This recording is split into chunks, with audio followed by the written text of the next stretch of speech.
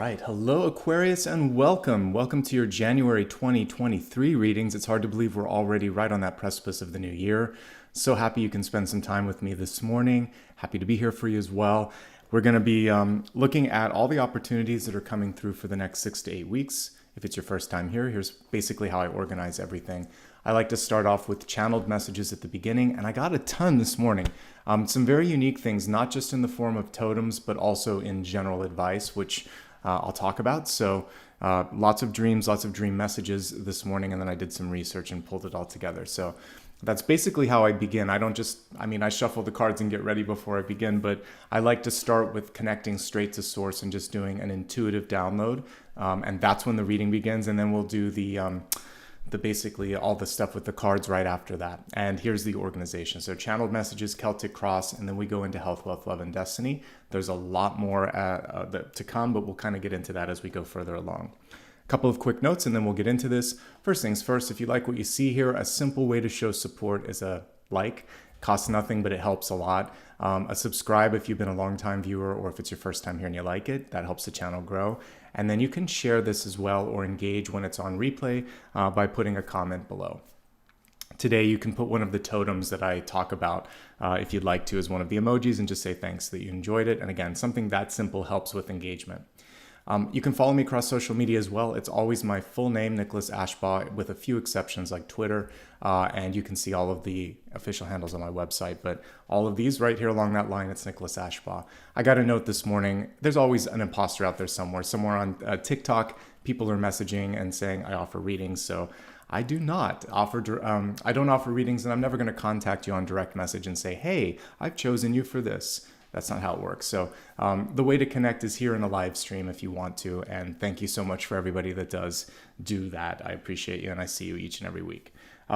You can give back, you can support me, you can join the channel if you want to. This is the only official way to connect. So if you'd like to do that, you can. I know that's not for everybody, but it does help the channel if you want to do that as well. So thank you for those who participate. All right, all of that being said, let's get into all of the different channeled messages that came through for today, and there were quite a few. One thing that I want to check real quick, because we had an issue on the weekend, so let's just see real quick, does the desk work? It does. Okay, perfect. Yay! I had an issue on the weekend where I had to kind of fix the overhead cam. So all of that being said, let's go into your many, many messages from Spirit today. So sometimes Aquarius and Pisces will complain that they're late in the month. I'm here to tell you that by the time I get to you, I'm typically very warmed up in the third eye, and there's a lot that came through, so it's worth the wait. All right, so many things to talk about today, Aquarius. First of all, I was shown the feet and we have chakras all throughout our system, so you could associate that with the root, but there are chakras in the feet, and it had to do with balance and also kind of like going to the root of an issue. We'll talk more about that in a second. So I was shown feet and foot chakra. There's some messages around being direct and compassionate. There's some cleanup that needs to be done, and you can do it right now before we get into the retrograde, which is hitting in a couple days. Something sweet around the corner for you, and power struggle. All kinds of interesting pieces and different totems that come with it, including a boa constrictor, a strawberry, and the feet themselves. So interesting kind of things here. So let's start with the first thing that I wrote down in my dream journal. And it was about balance and getting your footing, basically. So what happens with that, and I can think of two cards in particular that really highlight the feet. In the Two of Pentacles, it's a little bit of a balancing act. And you're typically asked or drawn to choose one of the two things in front of you. The message here being that if you can kind of put the whole of your energy behind something, then you'll be more effective, you're not going to be as exhausted, and you can really do a better job with that one thing that you're focusing on. I usually look at Two of Pentacles as work-life balance or something in your life that's begging for a little bit more time and energy. So that's part one, is to basically make a choice that needs to be made and try not to spread yourself too thin.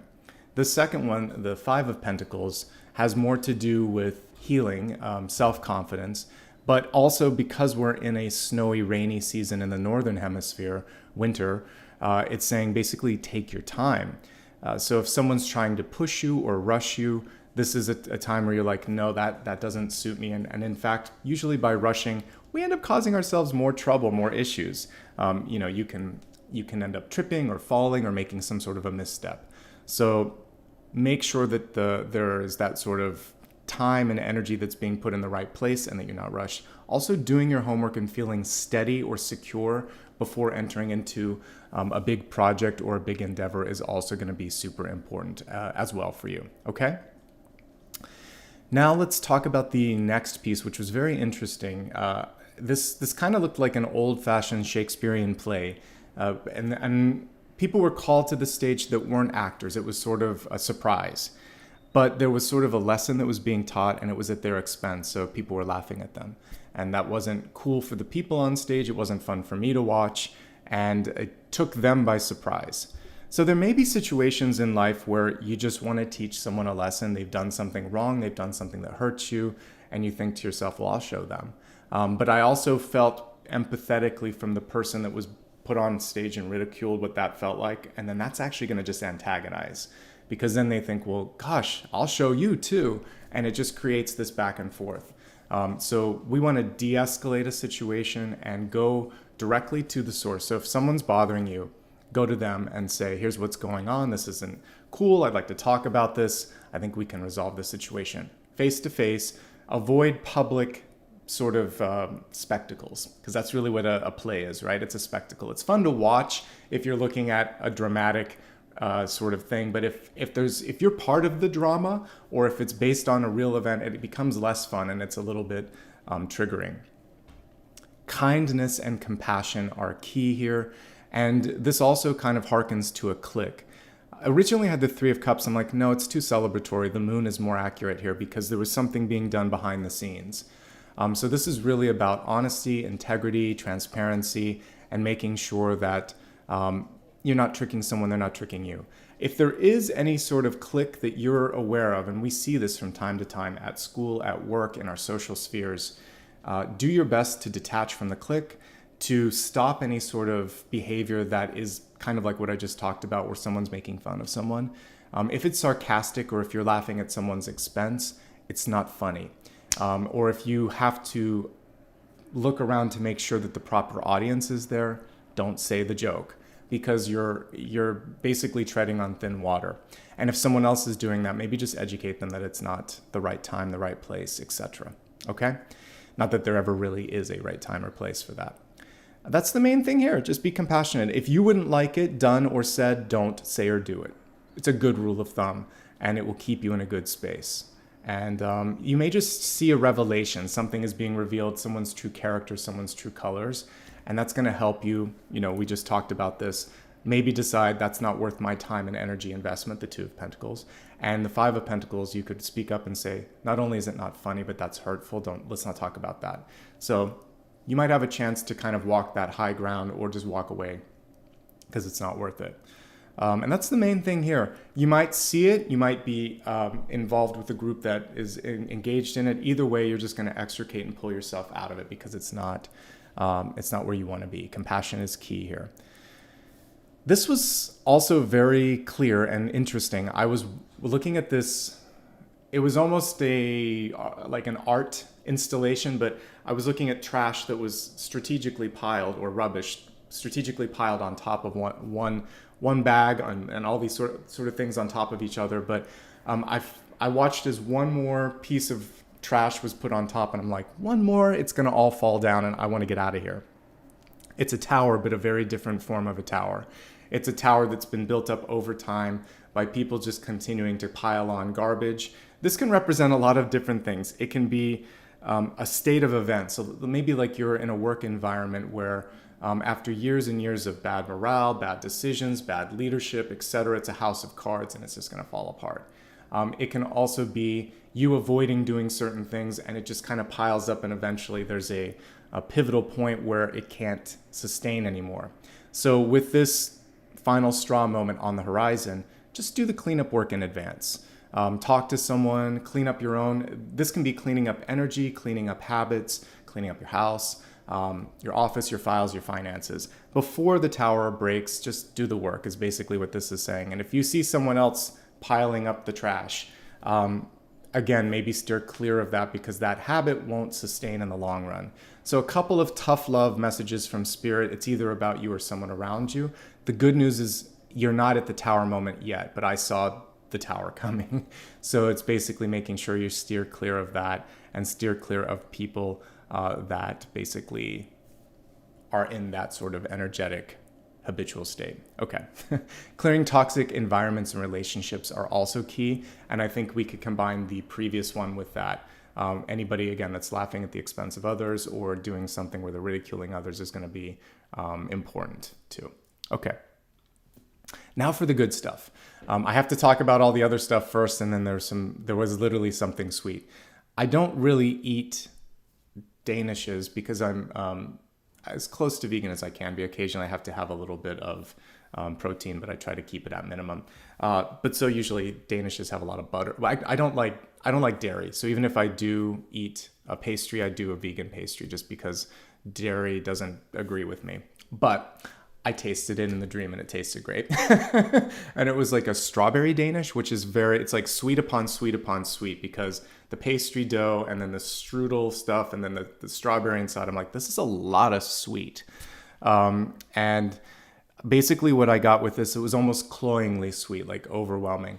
There's something really nice around the corner for you. Take your time. This is something that you would want to savor and you want to enjoy and you don't want to rush through. And you also don't want to second guess when Spirit hands you something really sweet. So if there's been a bitter or a difficult moment, I got something equally as sweet on the horizon for you, which would be like an Ace of Cups moment.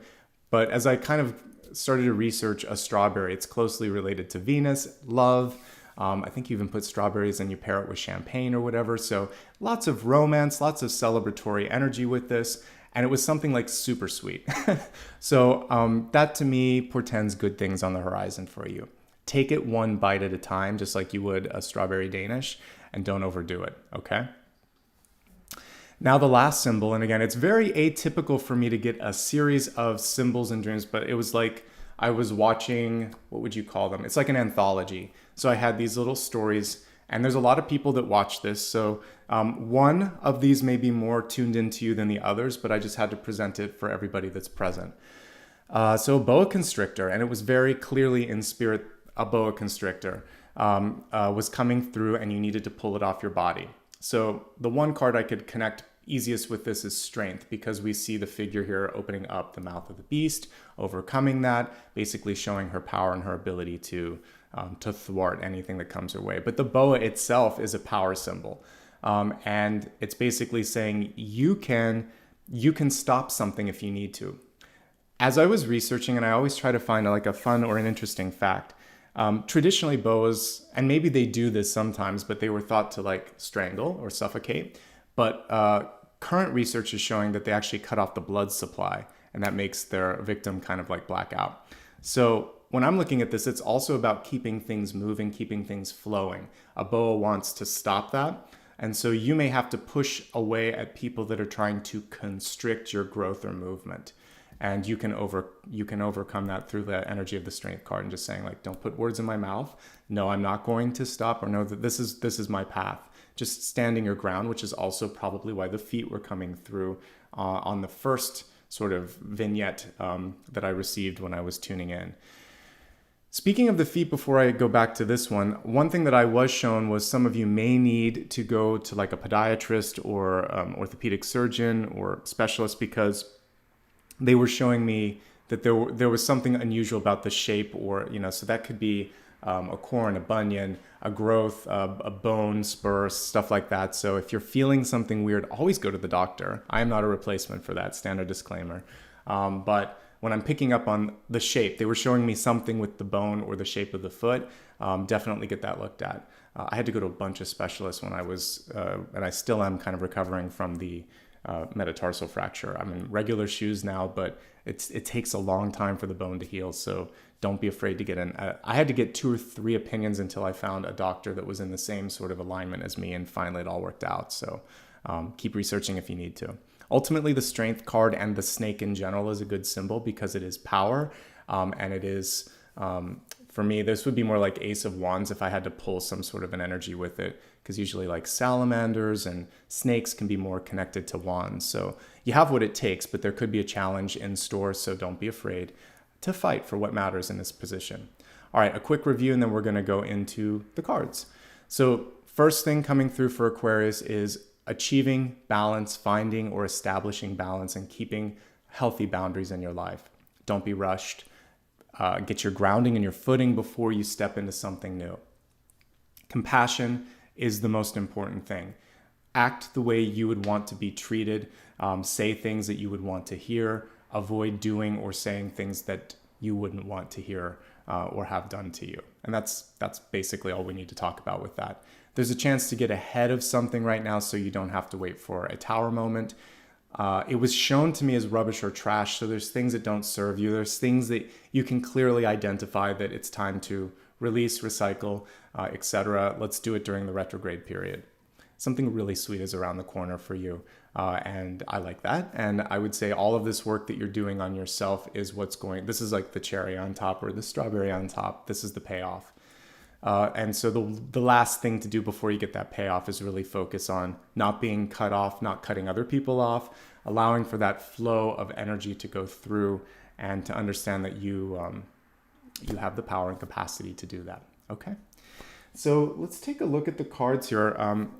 If you just joined, perfect timing. We're going to get into the Celtic Cross. I may give you a chance to vote on cards here. So let's do it. It's been a minute or two since we have. Maybe we can do the traditional Rider-Waite. We can do Sun and Moon. Let me go shopping in my decks here and see if there's a couple that I haven't used, and then we'll get started. Okay, actually, I have one here too, Wild Unknown. So let's see if I can get one more, and then we'll get started. Let's see. Okay, I haven't used this in a minute or two. Okay. Maybe what I'll do is do the updated version. I'll do the Modern Witch, just so we have something a little bit more up to date. Okay.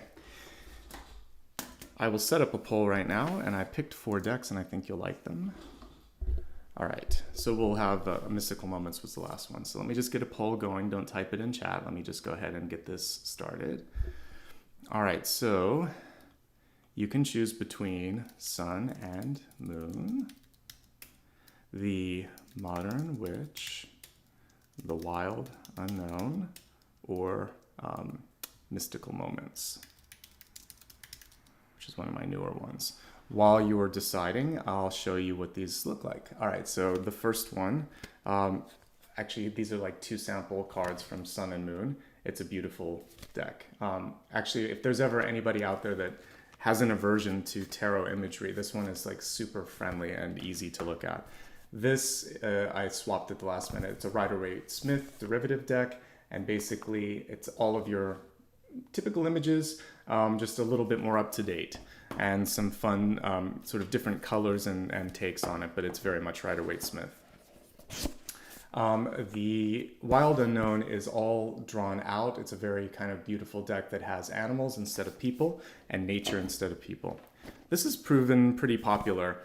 This is Tarot of Mystical Visions, and here are a couple cards flipped out. You can see the style here. Very, very unique, sort of lush imagery on these, and the newest of the decks that I have in front of me. Okay, so let's see which one is in the lead, and we'll go from there. Okay, it looks like Mystical Moments is winning. I'm going to end the poll. So last call, we have 50 votes, and I'm going to stop the poll right now. And if this continues to be in the lead, we're going to go with that. It looks like it won, so we have a winner, folks. All right, let's get started. If you just joined, I'd like to welcome you and let you know that, again, we're going to be looking at the Celtic Cross right now. The Celtic Cross helps us travel through the next 6 to 8 weeks, and basically, you can use this for your Sun, Rising, Moon, Venus, any aspect of your chart that you would like. I'm only going to be focusing in this moment, though, on Sun, Rising, and Moon as we go into the latter part of this reading. I'll actually give you some specific messages on that as well. All right, let's focus and see what's coming through for you, Aquarius.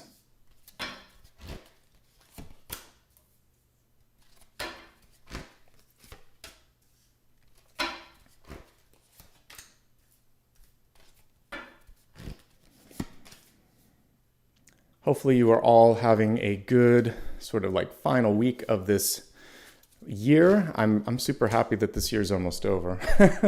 I never like to rush a year, but this has been an interesting one. This is a beautiful deck. It is a little bit glossy. That would be my only feedback. So don't worry, I'll pull each and every card up to the main camera in just a few moments if you're having trouble reading it.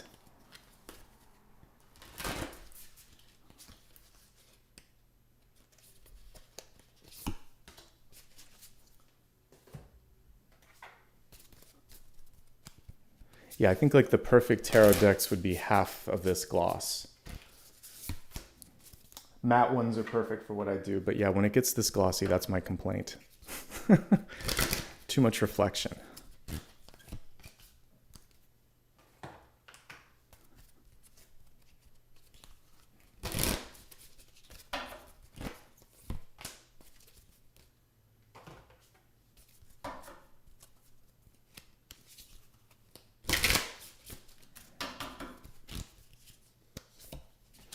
All right, let me just scan the cards with you real quick and see what the overall energy and feel is. Interesting that we got the moon coming through at the very top here. Not super surprised because I had highlighted that. I love this. You know, what's good about this is there's nothing here that, aside from this, is striking me as problematic. It's actually a pretty good month for you. And there's this big opportunity on the horizon.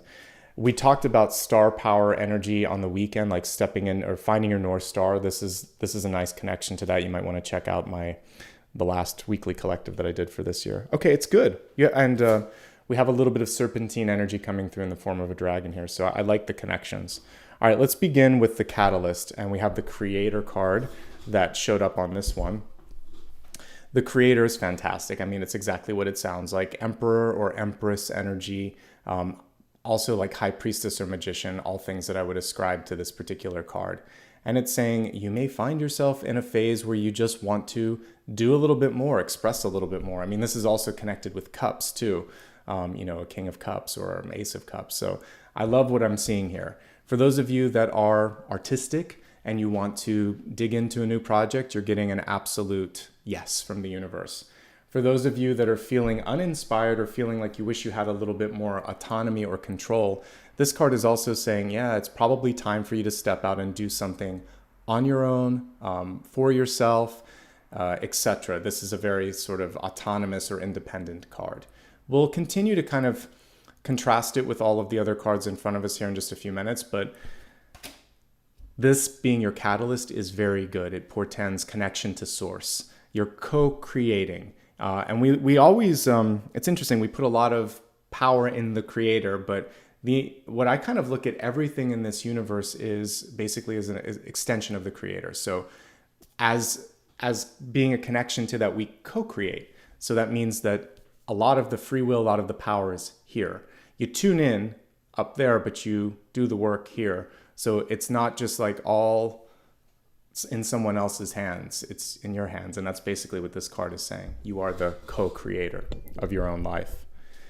All right, as we take a look at the center card, this is what empowers the High Priest or the Magician, or High Priestess rather. So we have the Two of Wands. The card is reversed, but it's basically for some of you saying, I'm looking at the old me and I'm looking at this new world or this new vision, and I have to decide how to make the two connect. That's actually what I'm getting at. It's a very unusual read for this, but with the world upside down, I feel like some of you just came through a world moment. So that would be a moment of great change or expansion, rapid shifts or adjustments that you had to come through. And maybe for some of you, there's been an epiphany, an aha moment where you think, oh, this is what it's all about. How do I do that? And how do I kind of blend the old me with the new me? And so that's kind of the challenge as we're looking at January and the new year, is to figure out the proper blending and what you're going to keep and what you're going to toss. Okay. And I like that she's on the roof basically saying, I need to get out of the thicket and I need to really get a bird's eye view of the situation.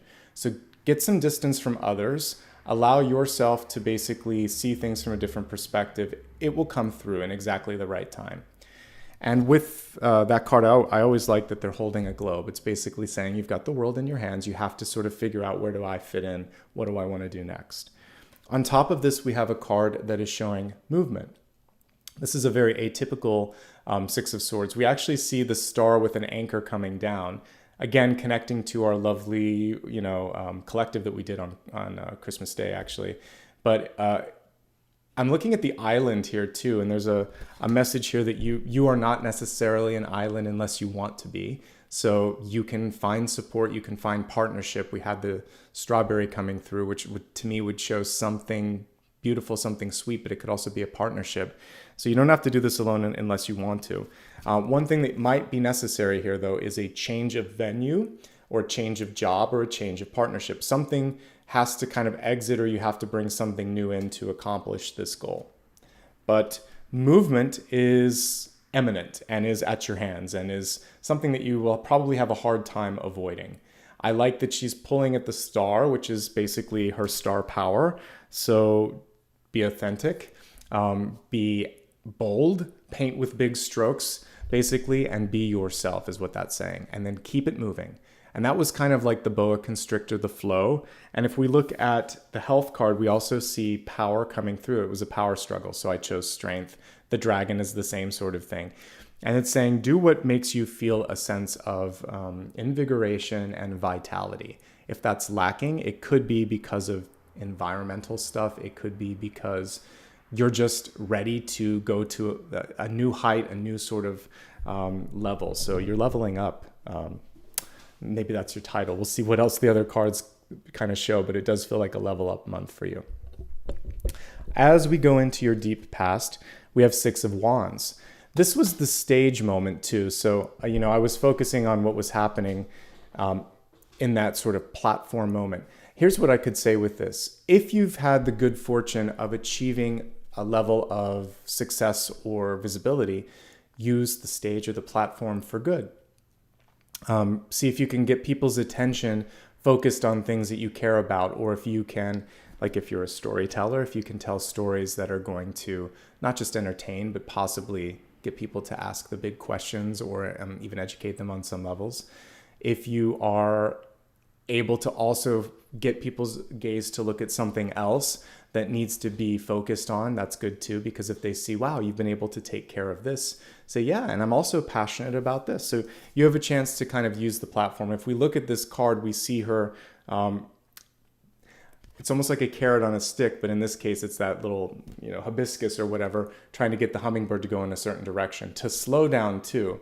And she's like riding the same energetic wave as the hummingbird. So there's a lot of movement, but you have a chance to direct. So this is like the steering wheel, even though we see it with the flower, and this is the movement. The movement card actually is a little bit, it has the capacity to slow down as necessary. So you can control your movement, but you might have a hard time controlling other people's movement. One thing that I like to remind people of with the Six of Wands too is not to try to do something just for the express purpose of acclaim or pleasing others, but do it because it's right. Do it because it's fulfilling, and do it because it's what you need to do. So keep it real, keep it authentic, and I think you'll be okay. We have Eight of Wands following suit in the recent past.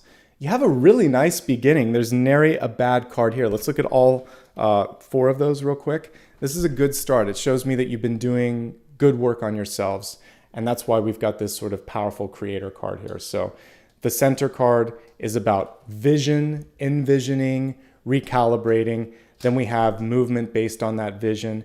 Then we have success in the past that you can build on.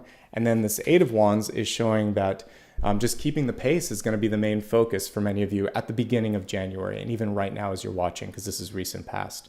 So Eight of Wands is fantastic for small business, for just getting into the flow of things, producing, staying on track.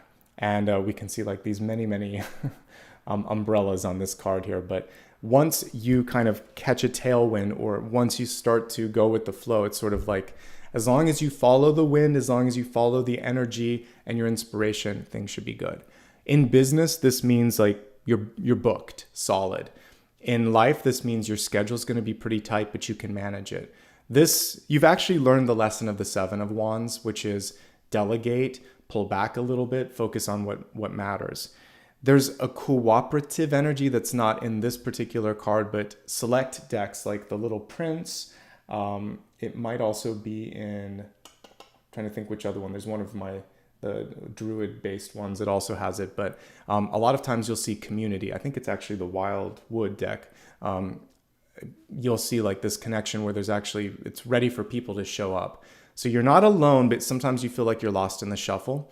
So raise your hand and ask for help, or find a way to ground yourself so that you're not constantly like, go, go, go, go, go. You have to slow down a little bit. That's what I like about this. Move, pause, get your GPS, then move again. It's not just move forward and never stop. Whenever you're driving, that's what you're constantly doing. You would glance occasionally to make sure, what's the traffic? How much longer? Okay, I'll take a turn here. You have to keep tuning in to the Two of Wands. What's the progress? What's the goal? How am I tracking? I think as long as you slow down long enough to do that, you'll be okay. I told a story a couple readings ago about when I was a new driver, and this would have been a long time. And I can't remember when you get your permit. I think is it like 15, 16? Anyway, I think this was actually like my first year when I went to college, and it was a little tricky. So it's probably 18, 19 or something. But I had to go a couple states away, and I remember thinking, I think I'm lost, but if I just keep driving, something will get familiar. It didn't, and that was naive, and that was a younger version of me. What I should have done was stopped and gone to like a gas or petrol station and asked for instructions. We did not, when I was younger, have cellular, no GPS. There would have been and the cellular phones that you had would have been like the gigantic antennas. So that was not going to be a thing. Like you have to ask for directions. So it took a little bit more time, but it's always worth it. So if you need to stop and ask for clarity or directions, I'm being shown that sort of flashback. It's worth it, because otherwise, if you keep going and hope that it gets better, it's the tower moment that I thought about as well. So you need to clear the way or get some information, and don't be afraid to ask. It's always worth it. Let me take a drink and then we'll go to your crowning card, which connects to what I talked about in the channel messages, the moon. Okay, so I like everything so far. This is the first card that requires a little bit of a pause. This I connected to the story of laughing at someone or trying to teach someone a lesson. And we want to be mindful of that. We want to also be really honest. We're looking at this, it looked like a dog, but it reminded me of a crying wolf, right? We want to always be honest and not kind of like unnecessarily get people's attention until we really need it. So really don't cry wolf, be honest, act with integrity, and avoid the clicks. And there could be someone or some activity around you where that's not going to happen over the next period of time. And this is really just encouraging you to be your strongest, best version of yourself, so that you can say, yeah, that would be easy. It might be funny in the moment, but it's going to cost more in the long run. The other piece of the moon, we take that out of it, is just saying there could be something that you are inspired and also kind of on a soul level know that you need to look at. And so you're going to basically say, okay, this isn't fun. This may cost me a little bit of time, but it's going to save me time in the long run. So I'm going to go and ask the question, the difficult question that nobody in the room really wants to talk about, so that we don't end up doing something that we regret, or that I get the information that I need to have that solid footing that we talked about earlier as well. Okay. Ultimately, I feel like you are going to head in the right direction, because we have 8 of Pentacles next. 8 of Pentacles is a card where you get an absolute return on investment. I might pull the traditional one up in a second, but let's focus on this first. So here we see, looks like a moth, but it could be a moth or a butterfly that's basically, she's painting the wings. She's kind of creating this beautiful expression of freedom. So there could be something in your life where you're abstracting your thoughts or what you're trying to do. It's almost like this is the veil or the facade. So for those of you that are creatives, this makes a lot of sense. You can use a character or a story to kind of say something that you're afraid to say. There may be something that you're having a hard time saying, and this is saying, just come out and say it. And that's actually going to liberate you and be freeing. You can basically have your wings. You don't have to abstract, and it's going to be a lot more effective. I'm going to show the traditional card too, because I think it can help us understand what's being offered in this moment. The moth shows the expansive energy of this, but what I also want to highlight is if there's something that you want to learn, develop, finish, or kind of immerse yourself in this moment in time, Eight of Pentacles is really about doing all of that, absorbing it and eventually getting to mastery, but it's really the card of apprenticeship. So it's saying, I know I have some things to learn, I know what I want to learn, and this is how I'm going to do it. So here's your traditional Eight of Pentacles. We can see a person really putting the finishing touches on something. So for those of you that are constructing like a building, this would be going in and basically putting on the drywall and painting. You're not doing the final stuff, but you're getting pretty close. For those of you that want to go back to school, this card is associated with that. It can be editing if you're writing. It's not the first draft. I would say you're kind of either like 80% done or you're going back and you're doing editing. Unlike the Three of Pentacles where it's finishing touches and mastery, it's sort of like, it's going to be easy though. I would say that's saying it's final touches, but like Eight of Pentacles, you're enjoying it, you're seeing the purpose behind it, and you don't want to stop. So I like all of that. If you don't feel that level of connection right now, find something in your life that gives you this feeling of expression, liberation, freedom, expansion, and that's really where you want to direct your energy towards the middle of January, okay? And for some of you, it's going to be like trying on something else, kind of, opening up your wings and giving it a new, something new in your life, a shot, and I like it. Expression is definitely coming through in both of these. So we have the creative energy. This is a different deck. So we have this hands-on approach, painting, writing, typing, doing something with your hands, taking something from the head and basically bringing it into the world. So building, and then we see the building energy and expressing energy coming here as well. I like it. How are you showing up? Pretty darn good here. We have the Knight of Swords representing self. You are basically it's walking the walk and talking the talk, but it's also showing you that your words and actions may be something that you're held accountable to.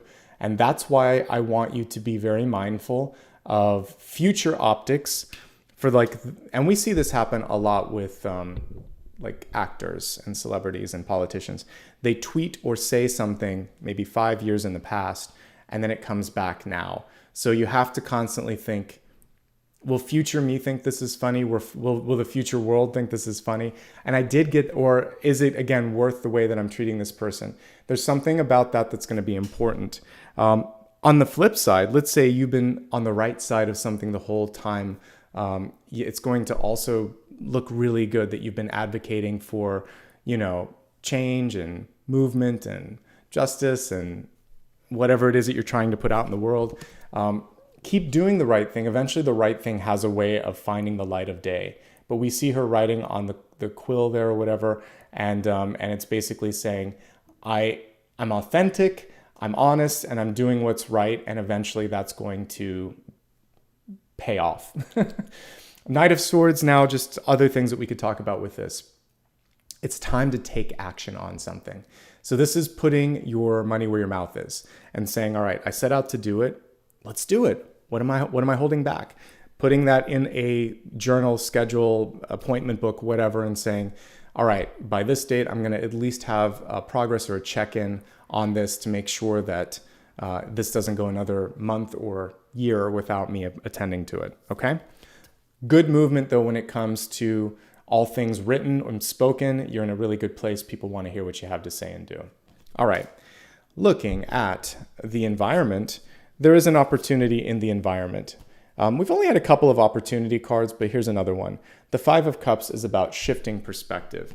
It came through in the reverse state, so I'll just show it to you reversed first, but it's easier to take in the imagery if I pull it upright. She's focused on the flowers that have fallen off the tree. Meanwhile, this branch or the start is still in bloom. There's something new that's growing. Five of Cups often is a card of mourning, and also it presents an opportunity for us, just like the Four of Cups, which I'll show them both, to see something that isn't obvious. The Four of Cups is a blessing in disguise. The Five of Cups is often a partnership in disguise. So here's the two back to back. Here's your Four of Cups. The universe is trying to show you something, but you're focused on something else. The Five of Cups, same thing is going on. Same 3 cups. This time they're spilled, and you may think to yourself, oh no, now I've even wasted some time. Meanwhile, there might be that little strawberry I was talking about, a partnership, something sweet, something beautiful. It's actually built up since we looked at the 4. So it's saying, come on now, we're actually rebuilding. Yeah, these things have passed. They're not what you want, but slowly you're actually starting to get all 3 of these rebuilt. So when something exits your life, when you have to start from scratch, it can actually happen faster the second time if you're rebuilding in the right way. Business owners know this. First business is the hardest. Second business, you've learned your lessons. Third or fourth business, it starts to get easier. You know when you need to kind of get in or out of something. It's like raising children too. By the time you have a second or third, or if you have pets, your second or third pet, you kind of aren't panicked anymore. You know when it's an emergency and you know when it's not. So recognize the positive signs. Know that you can rebound if you need to. Mourn, of course, what's lost. You need to mourn first before you can embrace. But don't miss out on something. That's basically what this card is saying. So if you need to look at my decks, go to my website. They're all there. And you can go back, you can rewind and DVR this if you have any questions. Okay, on to the next one. Looking at hopes, fears, and opportunities. We have the Knight of Pentacles in reverse. It's saying take a pause, take a moment, if you will, and make sure that everything is aligning. Let's look at the spread again. So at the center, we have the GPS card, we're going to call it today, the Two of Wands. The Knight, since it's one of the few that are reversed today, we've got mostly upright. It's saying, I need to go back and review, and I need to slow down progress a little bit. This Knight is moving forward. It's writing things, it's talking about things, it's doing things. Now the Knight of Pentacles is saying, but wait a second. Are we spending too much time or energy here? Are we burning out resources here? So as we look at the opportunity for the month, make sure that when it comes to return on energy and money and time, that things are tracking right. If they aren't, pivot in either direction or retract a little bit and say, all right, did I miss something here? Maybe I missed something, and make sure that you're doing that cleanup work. And the good thing also with the Knight of Pentacles is you can say, all right, we've made some great progress here. Some success, some movement, some vision work, some basically correcting of, behavior. And now we have these wonderful cards, Eight of Wands, Eight of Pentacles, a lot of progress, a lot of information coming through. I want to slow down just for a moment and make sure that I've seen and absorbed and gotten everything that I needed to out of this, very much in alignment with what we got here as well. So just take stock, do a little bit of planning. It may come in around the 3rd week of January. And at that point, this is going to open you up to more balance in the outcome. For some of you, you are going to also say, I want to take a big leap of faith. We have both of these in reverse. So hopes, fears, and opportunities, ultimately a card of movement and abundance. And then in the outcome, we have the Six of Pentacles reversed, which is saying, I'm going to take a little bit of this profit or a little bit of this surplus, and now I'm going to make sure that maybe you put it in a contingency fund. Maybe if it's you and it's your time and energy, you'll say, I put a lot into this relationship or into this. I need to spend a little bit of time here. So this is about reorganizing a bit. You don't have to just stick to one agenda or one schedule over the course of the month. You're probably going to change midstream and say, all right, did that, let's focus on this, or I'm going to tackle a couple of things. And in order to do that, I have to take a couple things off my plate. So there's definitely some juggling that goes on over the course of the month. But the good news is for you, you're not going to find yourself necessarily with the uneven footing because you actually got a card of balance, and we've already talked about it. So with this, I'll take the Six of Pentacles. It's more than enough. It is balanced. It requires a simple word and a powerful word, which is no. No, I don't want to do that. Or no, this isn't right for me. Or not yet. Basically using some form of no to help you create healthy limits. That's going to also give you the abundance and the time and the energy that you need to succeed. Okay? All right. So let's move on to the expanded forecast, where we're going to take a look at health, wealth, love, and destiny. A quick disclaimer as I go into health, wealth, love, and destiny. It's important to remember that basically you are an agent of your own free will. And I'm here to basically show you energy and opportunities. And if there is anything going on with your mind or your body, of course, work with a professional on that.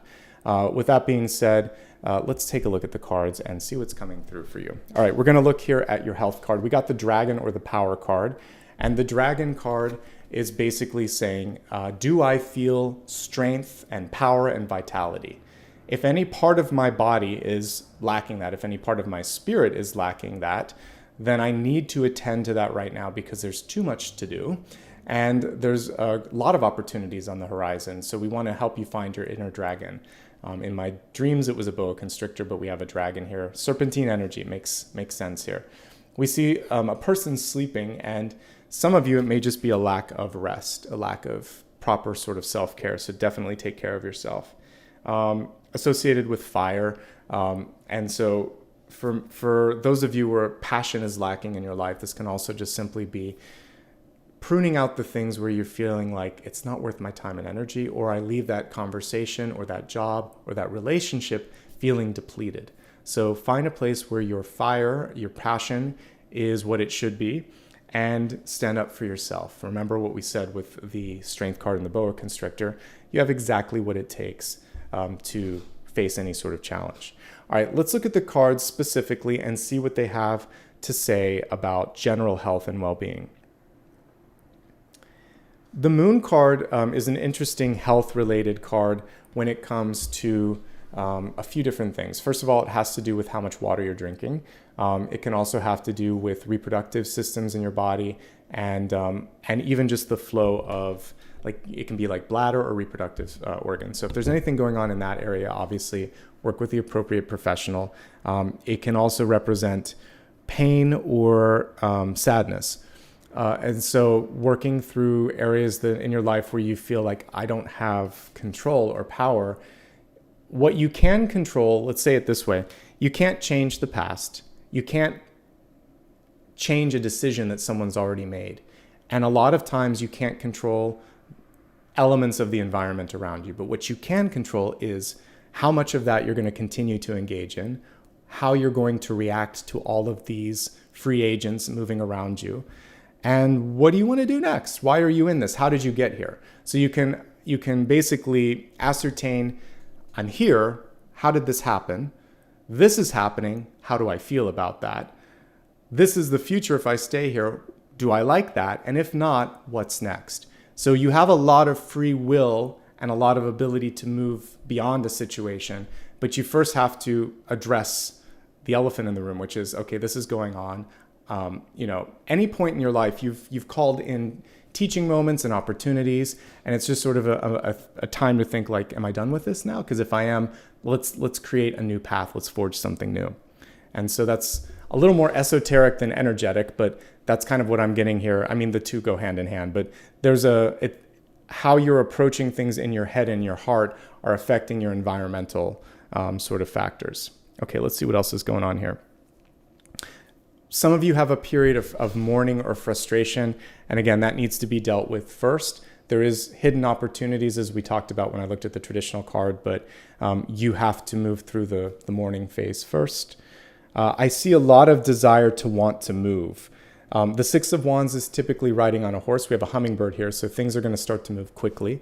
So this is movement, this is movement, this is movement, this is. So we have two knights, we have a horse, and we have a ship.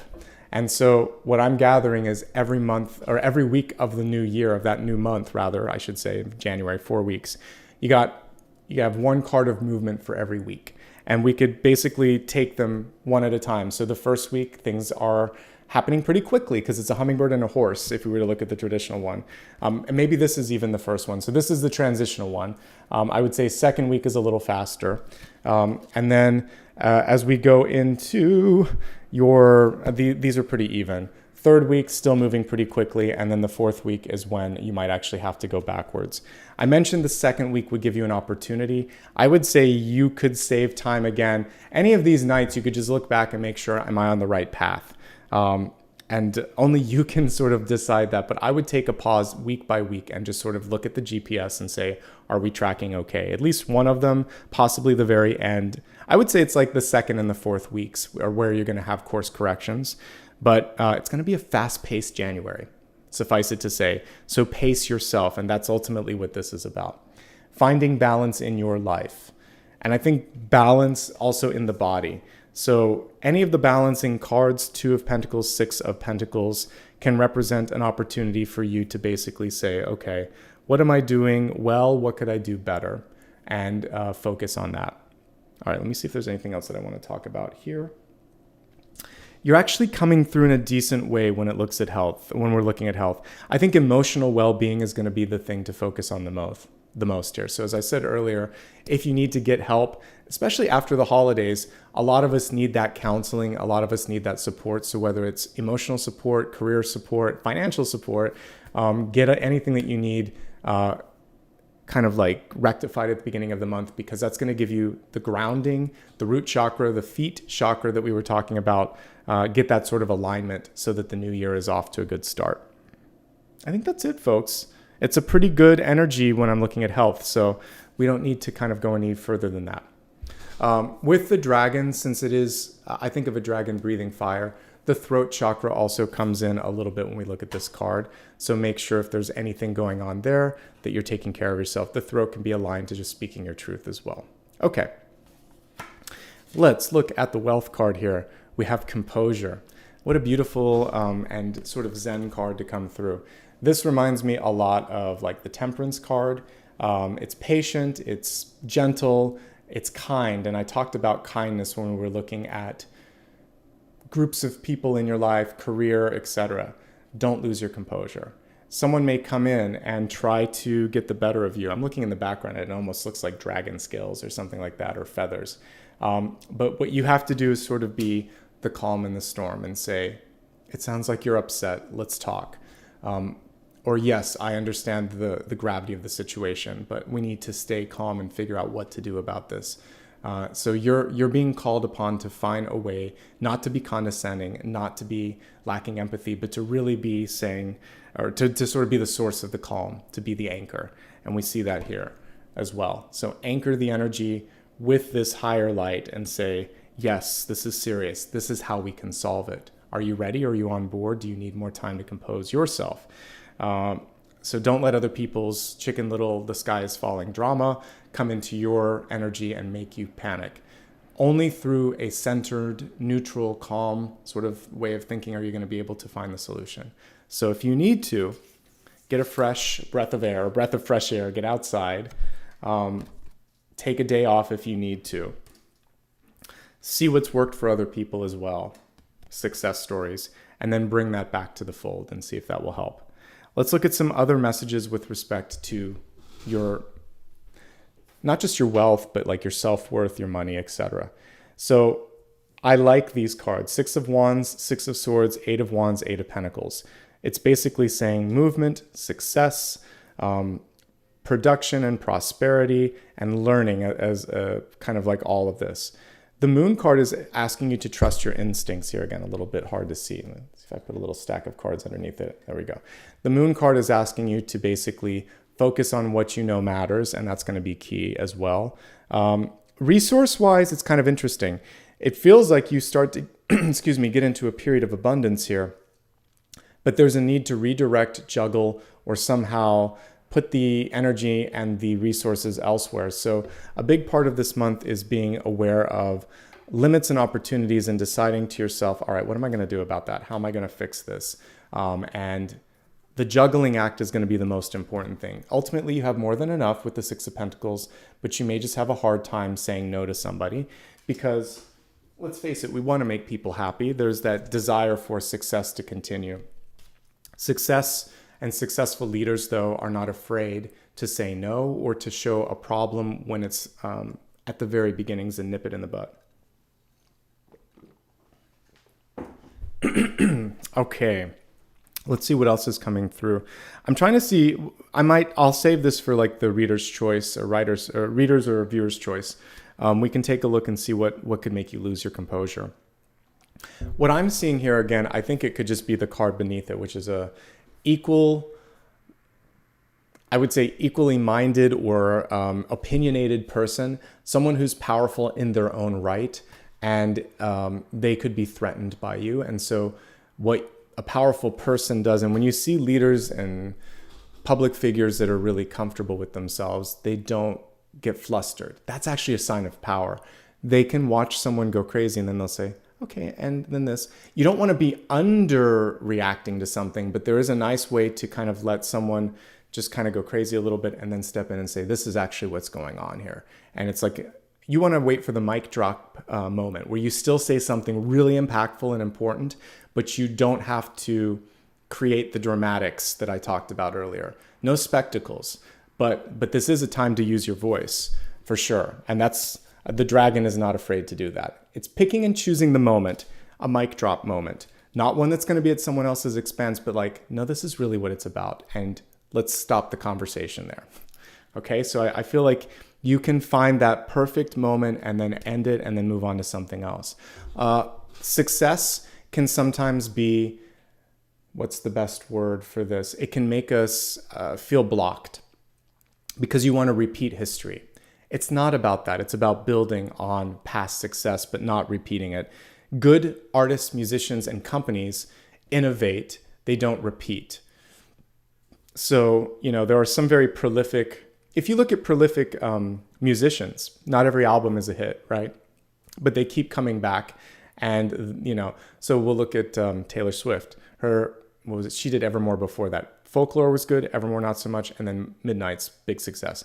So you don't let one sort of setback get in the way of you.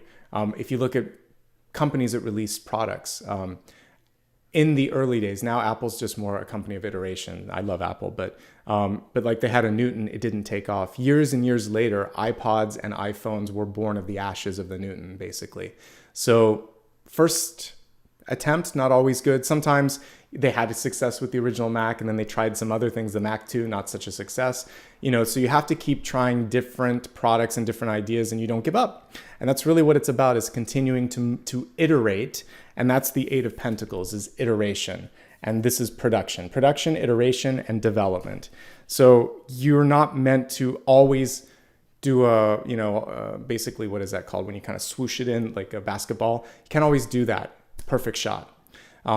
Sometimes you miss, but you keep throwing shots because eventually you're going to get one again. Okay. So this is about not giving up. It's about improving technique, learning from the past, and not trying to repeat. Repeats are boring. If you watch a rerun on TV or you watch a reboot, we need to get out of this sort of idea of having to reboot the same movies and TV shows 3 times over. Like, let's create something new. So create something new. Sometimes it's going to be a success. Sometimes you're going to have to revise it a bit. And that's my message here, is don't repeat, iterate, learn, and find a way to create something different. Put your own special sauce on it. And we can see that actually with the Six of Swords, moving in a different direction, the star energy coming in, okay? What makes you different makes you memorable, makes you unique, makes you important. So again, listen to Finding Your North Star. We talked about that at great length on the weekend. Okay, I think that's it. You've got what it takes this month. You just got to keep your composure. All right, let's move on to many people's favorites, love and relationships. What a powerful card here. Joan of Arc, she's reversed. I talked about the throat chakra. This would definitely be about that. So she's coming through and saying, voice of truth, stand strong, focus on your purpose, release the fear of persecution, and speak your truth. Okay, so some powerful messages with this. Joan of Arc wasn't understood in her time period. She was kind of thought to be not tuned in. In fact, she very much was. But she was a strong figure. So what I would say here is there's probably, if we could learn from Joan of Arc, there may be a different way to go about it. And you can't sort of say the same message to everyone. You may have to sort of like repackage the message and think of your audience and make sure that it's getting through to them. What's clear, this is the powerful message here, because Joan of Arc is reversed. She hears it and sees it clear as day. Not everyone else can. So you might need to break it down into smaller pieces. That's why we kind of take this reading in pieces. It becomes easier to digest the smaller pieces. So when you have something to say to someone, stay organized in the approach. Don't throw the kitchen sink out at once, like one thing at a time. Prioritize. And probably avoid the we need to talk precursor. Just Say the one thing that matters most. I see this is going on. How can we address this? I have some other questions, but this is top of mind. So that lets people know that there's things to work on, but there's one thing. If we can get this under control, I feel like we're going to have a win and things are going to be in the right direction. And then you can take it one at a time. If you throw everything at someone, it's too much. This is really good if you are a parent, a teacher, or a boss. And many of us find ourselves in one of those particular hats at some point in our life. And you need to give criticism to somebody. Start always, if you can, by acknowledging if they've done the hard work. If they've been slacking, then check in and say, what is it that's going on? I'm concerned. And then ask a question before you make a judgment. Say, how did you get here? Tell me about the process. Tell me about your inspiration. We had talked about this. What made you go down a different path? I'm curious.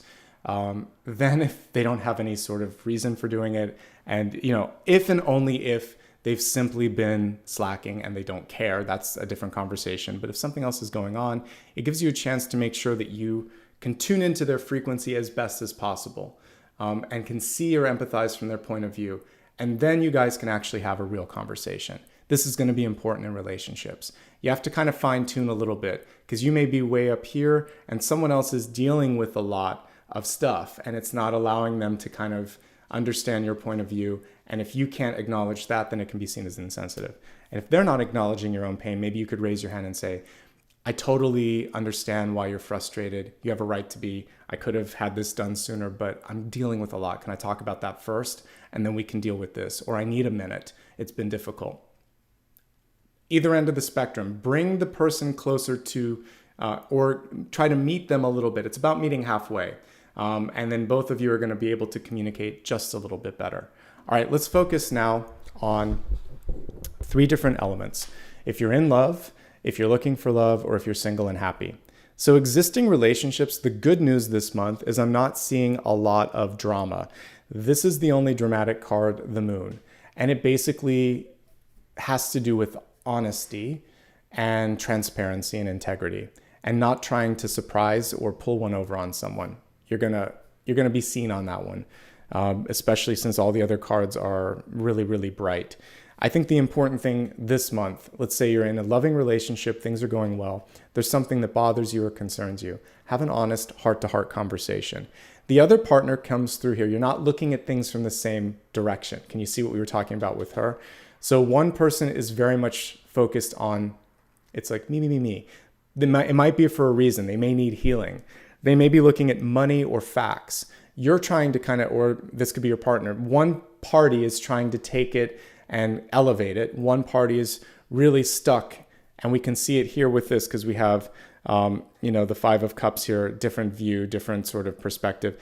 You're looking at 2 ends of the same coin. So you're going to have to kind of like turn it on its side and see the true value of the situation. So try to meet each other halfway. One is very sort of like action-based, one is very data-driven, and that's going to be a challenge. I also see that there could be longing or distance playing a role here. A successful relationship, but a lot of work here between the 8 of Wands and 8 of Pentacles. One partner it's almost like their whole head is in some sort of project plan or something else, and you're feeling possibly a little bit like on the outside looking in. So again, communication and taking a step back and finding better balance and saying, okay, yes, let's have a little bit of time together. I can do a little less here, do a little less here. You can do a little less here. We can do a little bit. We can balance this out. So neither side has to win or lose. And, it's not about perfect relationships. It's not going to always be 50-50. There's going to be periods where it's 60-40 or 70-30 or some variance in between. But the important thing is that over time, it averages out to be balanced. So find your balance and find the give and take this month. And it looks like it's achievable. If you're in a loving relationship, but there's been secrets, it's all about talking about those secrets and making sure that that doesn't happen anymore, because the most important thing is communication. So finding a way to bridge that gap. And if your partner doesn't want to do that, then that's a bigger issue. But I actually see a really positive narrative here. And sometimes I can see 2, but it's mostly 1. just a little bit of busyness or distraction, and maybe an opportunity to be more honest or talk about a hope or a fear. If you do that, the 2 outcome cards are good. 8 of Pentacles, let's do the work. 6 of Cups, let's find the balance. If you don't want to do the work, or if you can't find the balance, then that's a choice. But the energy and the opportunity to do that is okay. One partner needs to kind of step in a little bit more with the 6 of Swords here. Someone's tuned out or they're preoccupied. That's the main thing that I see. Okay. Let's go ahead and take a look now at those of you that are trying to find a relationship. So the universe very clearly is saying, what do you want? 2 of Wands is a planning and a vision-based card. So it's like, what is it that matters most to you? Are you open to someone from a different background? Because the World card can represent that, as can the 6 of Swords. And we have like a little mini world card within the 2 of Wands. So different background, travel could be a part of this. The universe is also giving you a little bit of a reality check, which is saying you are busy. You've been successful. There's a lot of work that's happening right now. Your attention seems to be distracted. There may be something that you are focusing on, trying to create a second chance, or there's something that you're just kind of stuck on a little bit here. You need to create some room. If you do that, people are ready to come in, but they want more than you're willing to give. It's a really interesting card. Or you may want someone that isn't willing to give you what you need. The 6 of Pentacles, if you're on the outside looking in, it can be cut either way. Let's look at the traditional one because it's a little bit more powerful, the illustration, dare I say. You could either be the person doling out the coins, the person receiving the coins, or the person left wanting. There are 3 different outcomes with the 6 of Pentacles. So it's reversed. And in that case, I typically would see it as the person that wants more or can't give what the other person wants. So if that's the case, be honest and see if you can adjust your life accordingly, or see if you're truly prepared and ready for what that other person needs right now. It's a little bit of a reality check. Okay. Okay. Let's now take a look at the type of person that might be coming in, and then I'll see if you're single and happy. First of all, you have multiple suitors if you're looking for love. I really think this is you, obviously, Swords, and it's in the sort of soul and self area. So what's coming in is an earth sign for you. They seem very oriented in their own sort of path of success and personal development and work. So again, they may not be able to give you what you're looking for energetically right now. We could also have a water sign or a Scorpio coming into your life. And I'm not seeing major issues with that. So you have a couple choices in front of you. It really depends on what you're looking for. So a little bit more discernment if you're single and looking, I think is going to be key, and a little bit more balancing of resources. If you are happy, single and happy, good for you. This month is opening up new travel opportunities. 2 of Wands is opportunities. 6 of Swords is travel. People are coming back in your energy because you're successful, because you have interesting insights. I see a lot of movement with career. I see a chance for you to step into something that could even feel a little overwhelming. This is where you're finding your balance and your footing, but a great growth opportunity for you. The only thing that's kind of interesting is there's a little bit of healing to be done. The 5 of Cups is you looking at the past and wondering like, because it's a new year, should I have done this? Could I have done this? How do I feel about this? Little bit of nostalgia that is coming through. But other than that, this is going to be a great year for development, for growth, for transformation, and for change. And that's true of everybody, whether you're looking for love, in love, or single and happy. It's a good year for growth. And so how does the relationship factor into that as well? Don't let anybody put words in your mouth. One last note for all relationship statuses, Joan of Arc speaks the truth. She's basically, you see her holding the swords. She'd be the Queen of Swords. In this particular reading, she's the Queen of Swords reversed. So she's not afraid to say no. She's not afraid to call nonsense out for nonsense. And she's going to basically walk the path of justice too. So I could associate her with Justice, Queen of Swords, and those 2 are perfect for that. Possibly even Judgment, because she was basically speaking the word of God. So yes, it could be all of those. So know who you are, know what you stand for, stand up for what matters, and call out nonsense when you see it. I'm editing myself. Okay, let's take a look at your Destiny card. We have the Orion activation card reversed. Wow, what a beautiful one. This one would actually be Judgment. So let's look at the caption on this one. It says supernova, recreation, renewal, and rebirth. And not just rebirth, but rebirthed by the light. So just a quick look at Judgment. Judgment is all of those things. It is renewal. It is rebirth. It is recreation. It is second chances.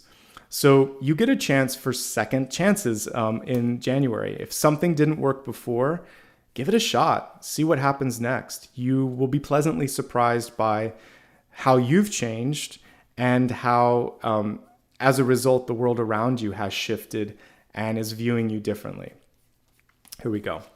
The important thing with the Judgment card is a simple question. Do you believe in yourself? And do you think that this is possible? Because the universe basically piggybacks off of your existing belief system. So if you believe it to be true, and if you see yourself being able to bounce back, then that's what this is. So this is a beautiful reinterpretation of Judgment, because Judgment, you're rising from this sort of ashes or the dead. And now here's what we see here is this new portal. And that's really how I like to view January. I created this character in my book, Personification of Death, called Akal. Akal is an ancient Sanskrit word that meant like undying. But I said he would also be, or it would also be, because it was beyond gender, basically Janus, because it would be at the nexus of ends and beginnings. That was one of its titles.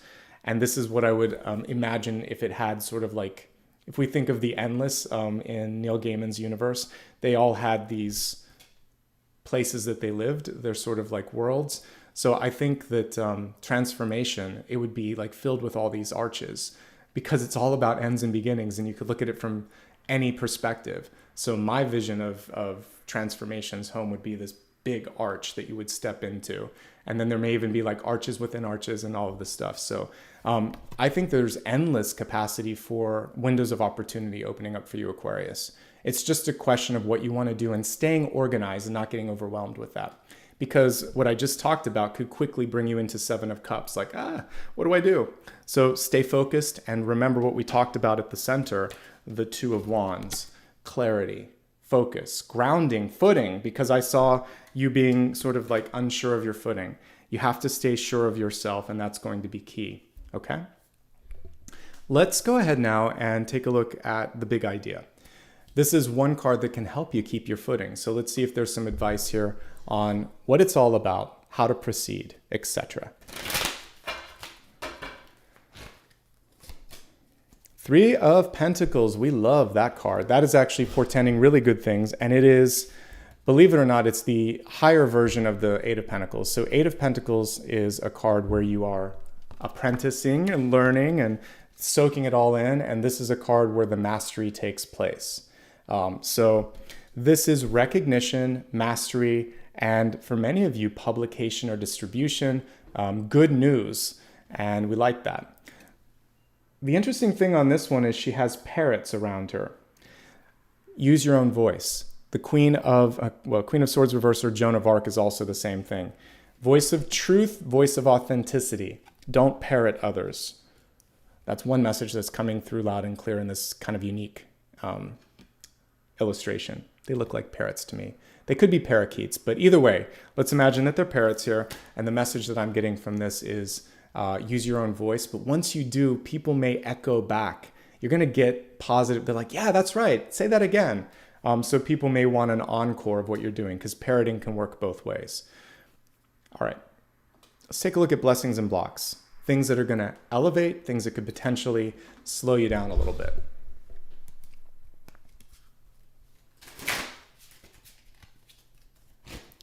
So your blessing card is a wonderfully illustrated Nine of Swords, and your block card is Justice reversed, a simple no and doing the right thing. Okay, these are really cool cards. I haven't seen all the cards in this deck because it is one that I've only had for maybe 3 months.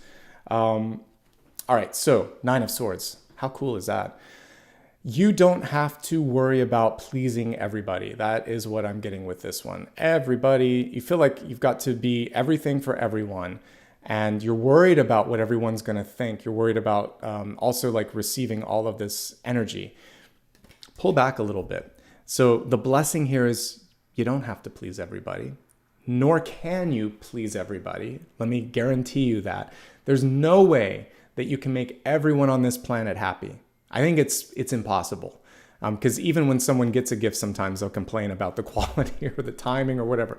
There's some people that even when you give them something beautiful, they're not going to be happy. So take some sort of solace in the fact that when you do the right thing, there'll always be a little bit of negative feedback. It's just how this world works. So the blessing is not taking it to heart, not letting it get under your skin. Okay? So you need to remember that criticism is part of success. If you've done the work to get 6 of Wands and to achieve 3 of Pentacles, both of which carry success and accountability with it, then people are going to have things to say. And you don't have to listen to all of the words of everybody. So take what matters and let the rest just be. Get enough sleep. Prioritize health, well-being, and take everything with a grain or a bag of salt as needed. And if you do that, you will be blessed. If you don't, it's going to weigh heavily upon you. With the block, it's just the ability to say no. And I mentioned that with the 6 of Pentacles in reverse.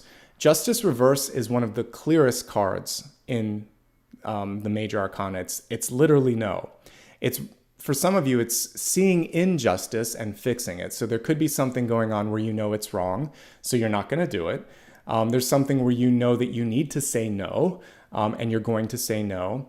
And there's something that's clearly creating an imbalance. So the whole purpose of it coming through is for you to achieve better balance. And all you can do is get those scales where they need to be. So the block is no longer letting those scales be imbalanced. And the way to get to that is to speak your truth. That's why Joan of Arc came through. So a lot of synchronicities. Say what needs to be said and do what needs to be done, and then move forward from that and let it go.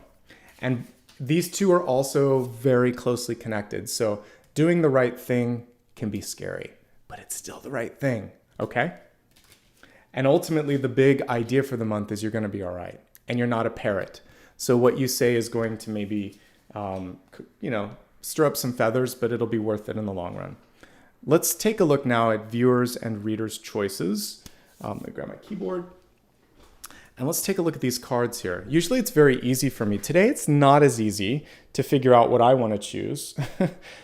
So let's just choose some things for you first. I think what I could help you with, where I see the biggest potential, could be losing composure. So I'll try to get a little more information on that perhaps. But let's go ahead and choose some things for you to vote on. Okay. So we'll start a poll. Let's look at some of these options here. Okay. So the moon card is interesting. So dealing with fears and anxiety, because it could be a combination of both. The moon can represent that. A little bit of 9 of Swords with that too. So I can cover both of those with that. Finding the perfect balance. And I'm going to put in that, well, no, it'll be separate. Finding the perfect balance. I'm going to put saying no as its own thing, because I know it's hard. And then for the last one, I'm going to look at something fun. I'm going to do something different for today. So let's see. For the last one, let's see if there's anything else that we really need to focus on. I feel like it's okay. 5 of Cups. So this is changing your perspective. And it's really kind of looking at the hidden 2 of Cups. I'll just put 2 cups in there because I'm short on space.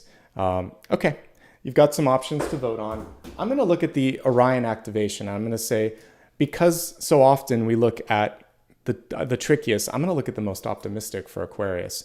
What can we do to get you into that like catapulting supernova energy? Seven of Cups. I mentioned this. It's perfect. I don't know why sometimes I get excited and surprised when the cards sort of echo what I'm picking up on, but I do. So I mentioned here, these endless portals, or this big portal, this big so what, can lead you into the Seven of Cups, which can be, traditionally speaking, overwhelming. I'll pull up the traditional card. I like this one. This is saying reach for the highest star or for the thing that draws you the most. The others are distractions. The traditional Seven of Cups is like, oh my gosh, you walk into like an ice cream shop and there's 100 flavors and you don't know where to get started and you want to sample everything, but you know your stomach's going to hurt. So you have to kind of think, all right, this is my favorite. This is what I haven't tried before. Let's narrow it down to a couple choices. Here's your traditional Seven of Cups, and it's like dizzying. So the contrast between these two Seven of Cups is pretty cool. This is confused. This is saying that's where the magic is. That's where I'm going to go. That's where I really want to focus my energy. Okay? Okay. Let's see what you've chosen for me. A good one, actually. I'm dealing with the fear or anxiety. And you basically chose the tough one. I chose the fun one. So we get to look at it from both angles. All right, so looking at fears and anxieties, the Moon and the Five of Cups basically together, what can we do to navigate between those two? Well, another synchronicity, the Strength card. Let's talk about this one. The cool thing with the Strength card is, and we can kind of like pull this back, it was reversed, but let's look at it upright. We can almost take this back to like the Wizard of Oz, where the lion found that he had courage that he didn't know that he had. The Tin Man had a heart. What was the other one? I can't remember the other one. But anyway, each one of them had some sort of gift that they thought they needed to find. The Scarecrow, right? That was the other one. He was a little bit more intelligent than he thought, right? Because he didn't have a brain. They were all smart and strong and had all of the things that they thought they needed, but they just needed a moment to trigger or generate that internal gift. So that's what January is for you. You have this ability to discover an inner strength that you didn't know that you had. So when the fear happens, when the anxiety happens, remember I had the Boa Constrictor and I connected it to strength too. The strength reversed is basically saying, I can do this. I am just like that character in the movie. I just have to demonstrate it. Fake it till I make it. Or maybe I've already been demonstrating this courage and I just didn't know that I had this courage. So step into it. You're more prepared than you imagine, and it will be okay. Maybe just hearing it and seeing it is key. There is someone in your life, however, the Strength card in reverse can be a little difficult to deal with. A mentor, a teacher, or a parent often come through with this energy, someone that we look up to. When it's upright, the card is good. It means like I have the power, or they are a good leader, they show me, they kind of coax out this best version of myself. When it's reversed, Queen of Wands, Empress, or Strength card, very similar, little nuances between them. The nuance in the Strength card is they're going to try to get you to say or do something that they want you to do. Vicariously live their life. Queen of Wands, they want you to think like they do. What was the other one that I used? Strength, Queen of Wands. I just forgot. Empress. Empress just wants it her way, let's face it. But the Strength card, it's back to Joan of Arc.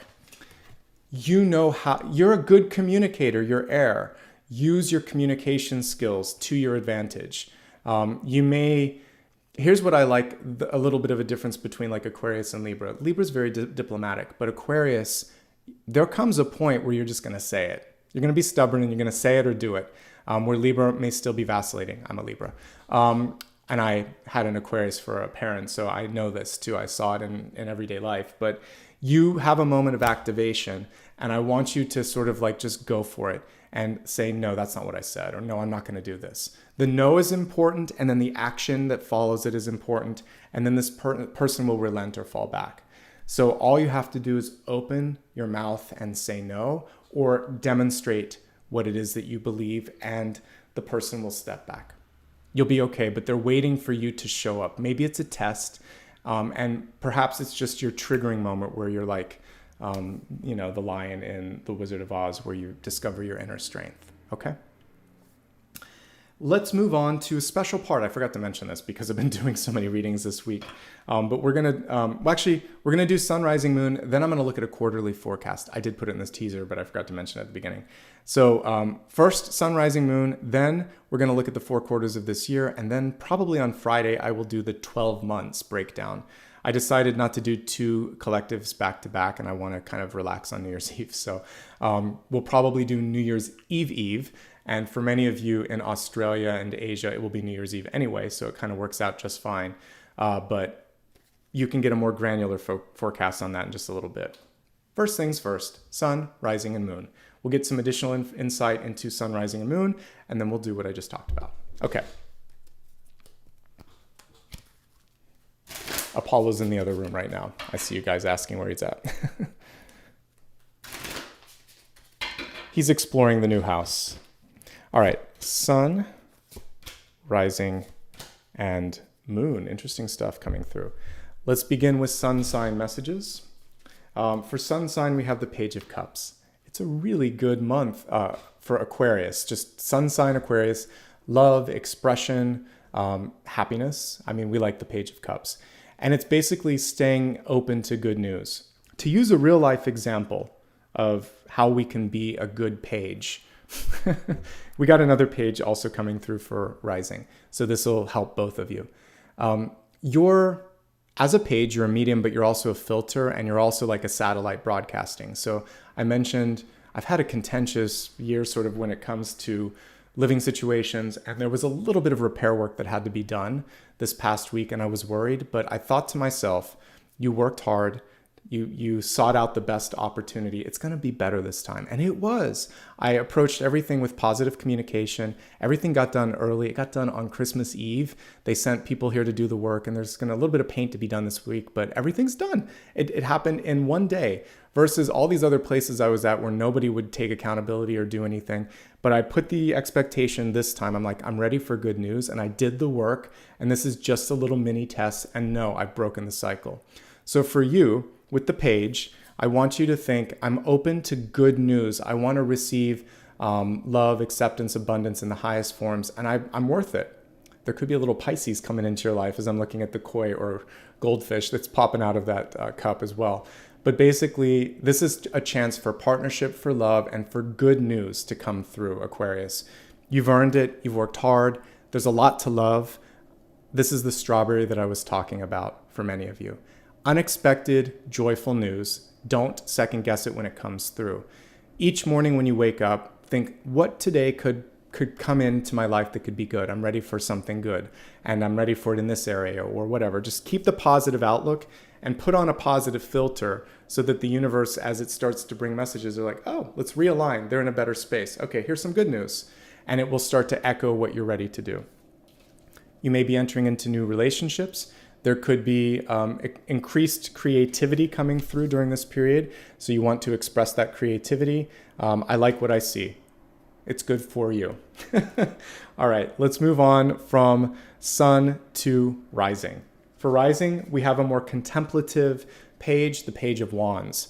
The Page of Wands in reverse is overthinking. They're looking at things from a very, very sort of critical perspective. One thing that I would encourage you if you are Aquarius rising or ascendant is the stubborn piece is good, and that actually kind of fits your sign in the best way. Like you're headstrong, you know what you want, so don't give up. So that's good. There could be a little bit of an opportunity to do something faster, better, or more effectively, and be open to that. And we see this, what is it, a toucan on the side there. Someone else has a big voice around you as well. So you're kind of like looking at that and thinking, I don't know what I think about this. I like that you're discerning. I like that you're stubborn, but there could be one piece of feedback or criticism that could help you. So be open to that as well. But another page which would represent good news and also the ability to channel, deliver, and really it's saying just show what you have to do. Maybe with respect to sort of communication, it's easier to have like a visual aid or just to do it and then talk about it. Like do it and then apologize later. I'm getting a little bit of that for you, okay? Let's move on to the moon. And for the moon, we have the Hanged Man. The Hanged Man is upright, and I actually see Hanged Man's cards as a very positive sort of energy. So this is a revelation. We can actually see this is a dancer, and we kind of see the zipper of the bigger universe, or something revealing itself to you. So if and when you decide to pause a little bit, something bigger is going to come through. And I just read the Hanged Man recently for one of the daily cards.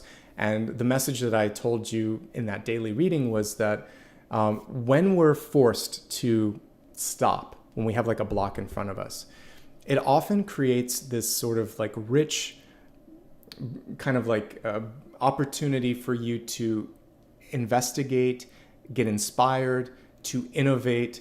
And so the pause helps you see what's around you. There's so many birds in this deck. This is interesting too.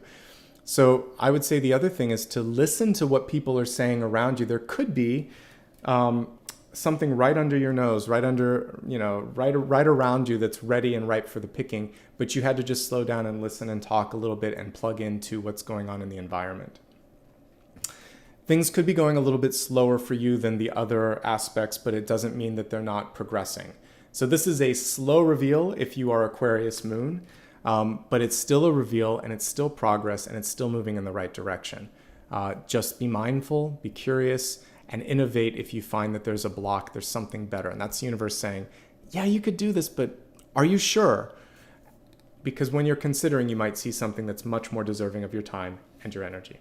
Okay? Overall, pretty good messages. Again, what we got here, they were all good. The first two being the easiest to deal with. So for the sun, love, creative endeavors, and just some good news coming in. That's the strawberry.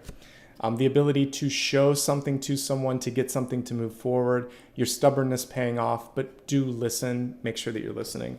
And then it's a slow and steady reveal for moon. So don't give up and don't rush. We talked about that earlier. For you, the don't rush message is especially important. Good things come to those who wait, and that's the message there. Okay, I don't have a graphic for this, but we're going to be looking at 4 quarters of 2023, 1 card for each 3-month period, and again, on Friday, I'll do a more in-depth reading.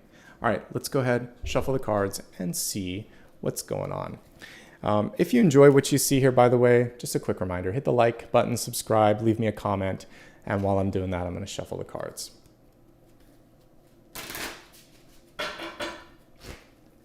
All right, Sun, 7 of Swords. I'm not Sun. Q1, 7 of Swords. Q2, the Lovers. Ooh, we like that. Q3, the Hierophant. And Q4, the Tower reverse, meaning that you're going to have a say in the change here. So let's pull the cards up to the camera, and then I'm going to break them down by each quarter. So again, for the first quarter of the year, January, February, and March, 7 of Swords reversed, a revelation. An end of sort of like tricky situations and tricky business. You're starting to see things and people come in clearer. It's a good card to start the year off with. This is going to lead the way for April, May, and June to be a lot more receptive. You're actually bringing in like-minded people, and it's a good period of time. Don't worry, I'll go a lot deeper in this in just a second. Let's see, July, August, and September, structure and organization coming through. And October, November, and December, big changes, but changes that you've seen coming from a few miles away. So the first quarter, January, February, and March. Okay, so we actually have a couple of things to unpack in this card. We see a Horn of Plenty, which is abundance, which is good news, basically. We see all of these eggs representing growth. And then we see a person that has self-serving motives, that's showing their true colors. She's keeping that basket and keeping that egg for herself. So you really want to evaluate people in your life and think to yourself, is this person being as honest, as giving, as clear as they could be? If not, why am I connecting with them? You could look at yourself and think, am I truly ready to embrace this new path? I say I am, but is there something that I need to deal with first before I commit? So if you're going to sign on the dotted line, be 100% ready for that. And I really think that in the first quarter of the year, it's inner work, it's the trash cleanup that I was talking about. It's basically just getting everything sorted out. And a little bit of that is going to be pruning old relationships, old habits, getting rid of some stuff that you don't need. It's very much the cleaning, clearing, clarity, and honesty period for you. Being honest with yourself and honest with others. We had Joan of Arc come through. We had Justice come through. And we had a card that was very close to Judgment come through. So all of these are basically saying, know what you need to know, do what you need to do, and then rise up from whatever sort of disappointment or challenges present themselves. People can't get away with stuff. This is the cool thing with the Seven of Swords reversed. I mentioned with the moon, you can't, but they can't either. So this is a time where things are going to be revealed. So there could be some tricky things that you're looking at, but it's going to be for your better good, and it's going to help you realize like, okay, I don't want to focus on that. I want to focus on that instead. And again, don't lose track of the cornucopia or the eggs. We have 1, 2, 3, 4, 5. So it's going to be a fruitful first part of the year. Somebody's holding back something. And again, I feel like that's not going to serve them. Everything comes out in the wash. Let them, this is the opportunity that I talked about before. You don't have to make a spectacle of this. Karma will deal its own sort of justice, okay? All right, moving on to the second quarter, which is a lot more fun to look at, and it's a payoff for that period. So starting with April, May, and June, there could be a new relationship coming into your life. There could be partnership visibility or positive press or virtual applause coming through where people are saying a job well done. This is very connected with the big idea, which was the Three of Pentacles. So don't let people try to distract you, because I see a really nice payoff in the second quarter of the year. And again, if you've been trying to repair a relationship, this can be the honesty that you're going, maybe it's couples therapy or something like that. But the work pays off, and we see much more harmony in Q2. This is also the big strawberry kind of period where it's love, romance, passion, cloyingly sweet energy that's coming through, and you've earned it. And so enjoy it and be present during that period. And that's really what we see here, okay? As we get to the midpoint of the year, it feels like you really have your footing. I mentioned when I was looking at January, the main question and main focus for you to kind of look at was like, do you feel secure? Do you feel like you have your footing? And I feel like you start to get it around the third quarter of the year. So again, July, August, and September. Hierophant is about traditions, organizations, structures, teaching, being a mentor to others, and following what's worked before, tried and true ideas. So it's a really good time for all of those things. Sometimes the Hierophant gets a bad rap, but it's actually good for all of that. There's a reason that there's hierarchy in old sort of organizations and structures, is because some of it works. Some of it is just bureaucracy and annoying, but it's good to have multiple layers of redundancy and to kind of build up this structure. So it feels like you get it all put together. And then in the final quarter of the year, this is so interesting, October, November, and December, you build it and then you decide to kind of like take it down. So the Tower reverse can actually be this interesting moment for you, Aquarius, where I feel like 2023 is an opportunity, for whatever reason, you need to prove something to yourself. I can do this. Someone says you can't do it and you're like, yes, I can. And you do it and then you think, now what? I want to do something else. So before you get to the fourth quarter of the year, before you go through the work of the third quarter, which is all the creation and the structure, why? What's your motive? What's your purpose for doing something? Is it to disprove someone? Is it just to test it out? Be very sure that you're doing it for a reason that is basically for the long run. If we go all the way back to the centermost card, and sometimes we have to do that, that's the first card. Is it for me or is it for someone else? Is it for me or is it for the world at large? Who am I doing this for? Because just to build it, to prove it, then it's sort of like, well, now I'm just going to do something else. What was all that for? Okay? So that's one storyline there. The other one is you do all of this and there's a breakthrough, because if we go to your outcome card, read the caption again. Supernova, recreation, renewal. So basically, you complete a task, you structure it, you build it. And then it's like, now I can do something else. Your ability to recreate doesn't mean the destruction of something else. It's just saying, I need to start fresh. So this can just be a new start, one that you willingly approach. When you retire, when you quit, when you get married, When you have a baby, when you adopt a cat or a dog or some other pet, it's a tower moment reversed. It's saying, that was the old me, that was my old life, this is the new me, this is my new life. And I know it's going to be a little shaky, and that's okay. And so it could just be a really expansive and exciting moment on the horizon, because this card too was reversed. So you're creating a big change at the end of the next year. So revisit me this time in 2023 and we'll see where you're at. But that's kind of what I see, is that you're going to complete something earlier than expected. And then as the year starts to exit, again, as soon as October, you might be thinking, all right, I think I want to take a 180 or a 90-degree turn and do something completely left of center, completely unexpected. But it looks good to me because of the Orion activation. This can also be a tower, and it can also be judgment. And both of them reverse means I want to do it. I want to shake it up. I want to try something different. And I've talked probably till the cows come home about how I had to validate to like 4 levels of people when I quit my job back in 2015. Yes, I'm sure I want to quit. Yes, I'm okay. No, it's not just an emotional thing. Because it was like my manager, my boss, the boss above that, human resources, 4 levels checked in with me. Human resources was the most interesting because they said, you realize you're walking away from your career and you can't come back to this package or this title. I'm like, yeah, I get it. Thank you for like really trying to freak me out, but I totally get it. And I want to do this, and I'm not unstable. I was never more certain, but I had to keep saying it.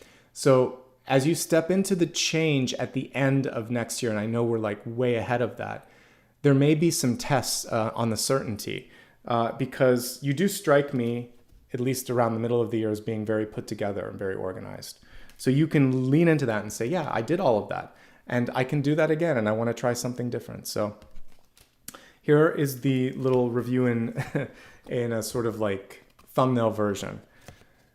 People show their true colors. You show your true colors. You see things for what they truly are, and you get to be more honest with yourself. That's an attractive trait. You pull in better situations because of it. You find your footing. You get things done. You accomplish a goal that you set out to accomplish. And then something bigger and more exciting pulls you in. And you have a chance to create something that you didn't really see yourself creating, but that doesn't make it any less valid. That's your year in advance.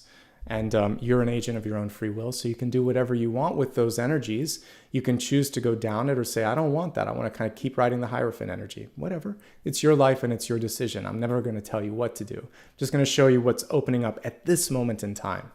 Okay? Okay. So now let's just take a quick check, make sure we got through everything. I know we did. We're going to move on to the meditation and the final card here. Before I do that, please, if you can, do me a favor and hit the like button. Opt into bell notifications. I've been having different start times and haven't announced my schedule. I kind of like the flexibility of that because it used to be too regimented, but I'll try to get to something a little bit more predictable where I at least announce the days next month. But in the meantime, so you don't miss something, opt into notifications if you haven't already. Additionally, when this is on replay, put a little strawberry or a little snake or something in the comments and tell me what your plans are for the new year, what you liked about the video. Put a comment and just let me know what you think. I'm experimenting with this. It seems to be helping actually. So put the totem somewhere in the comments and it's a great way to show support too. You can follow me on social media where I'll always put the link to the replay, if not a reminder. And a reminder that I don't offer private readings. TikTok currently has an imposter. Report it if you see it. And let me know. There's a form on my website and I filled it out. Whoever said that this morning, thank you. And if you want to give back, you can. All right, let's get into meditation. For the meditation, I want to work with this. This is such a cool card, right? The Orion activation. Let's imagine in just a moment when we start the meditation that you're right there in the doorway, looking in both directions, okay? Before we do that, allow yourself to get comfortably seated. Scribble down any final question that you have for me, and I'll pull a card at the end so that you don't forget it. Tap it into your phone, write it on a piece of paper, or if it's easy, just tuck it into the back of your mind, and let's meditate, and then we'll go back to that. Okay. Close your eyes.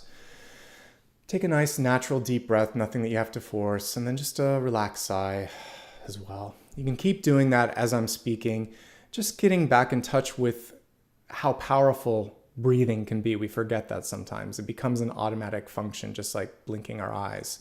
But really be present in the breathing. And as you blink your eyes a couple of times, imagine that with each focused breath that you take, that your eyelids become just a tad heavier, just a little bit more length between blinks, until eventually it becomes easier for you just to keep them closed. And sigh one last time as you close your eyes. Imagining yourself now standing at this gateway that represents January and December.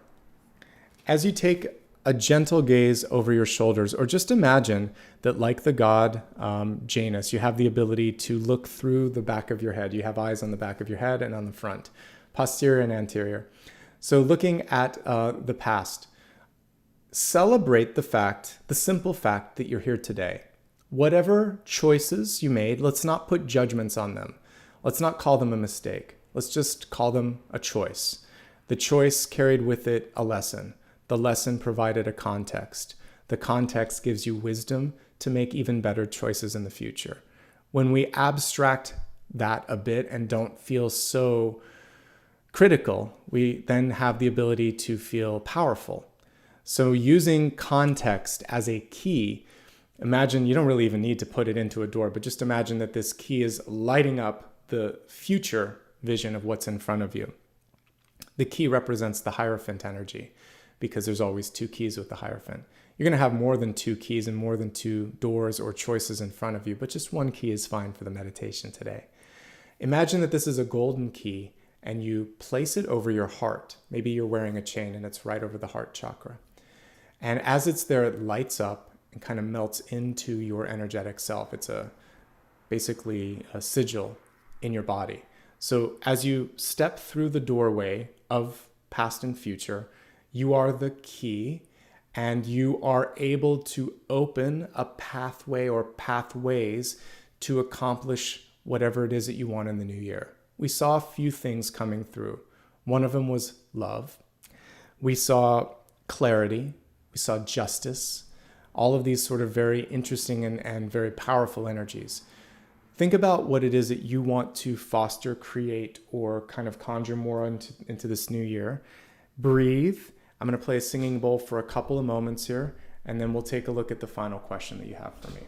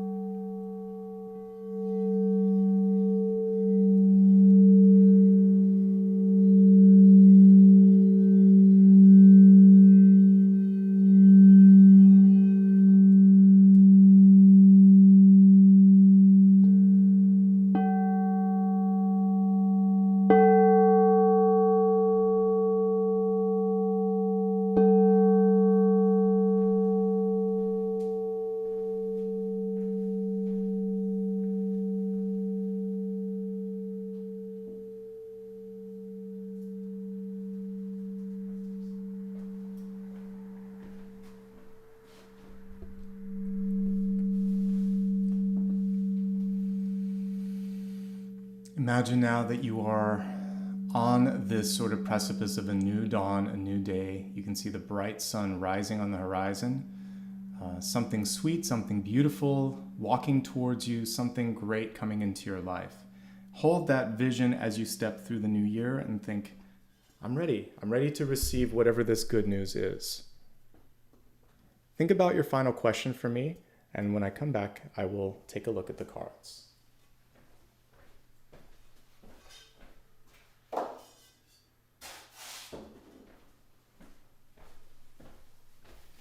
If you haven't already done so, open your eyes.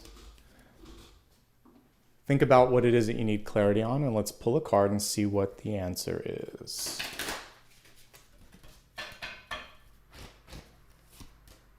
Six of Cups, it's great. Couldn't ask for a better card, actually. Six of Cups in reverse, though. So first we'll look at it. It's reversed. Let's look at the card upright. So with the Six of Cups, there could be something, it's interesting. You could be looking at someone or something in your life as being bigger than life. Like, how could I ever accomplish that, be that, connect with that? I get the same sort of energy from that other person or opportunity that one of you needs to take a step in that direction. So before I answer yes, no, and other things, I just need to talk about the card. So there could be two like-minded individuals that are just afraid to talk to each other. This is a really good energy for those of you looking for love. So take the first step. It's worth it. Six of Cups represents in love a relationship where there is an instant sort of chemistry. It's very easy and natural to kind of like have a conversation or spend time with them. And it's kind of like just putting on a glove, something very familiar.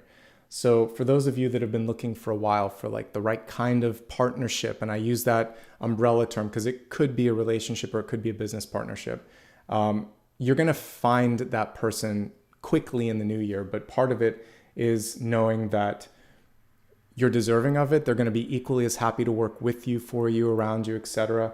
And that this is complementary energy. So see and know your worth, just like we were talking about with the Lion and the Wizard of Oz.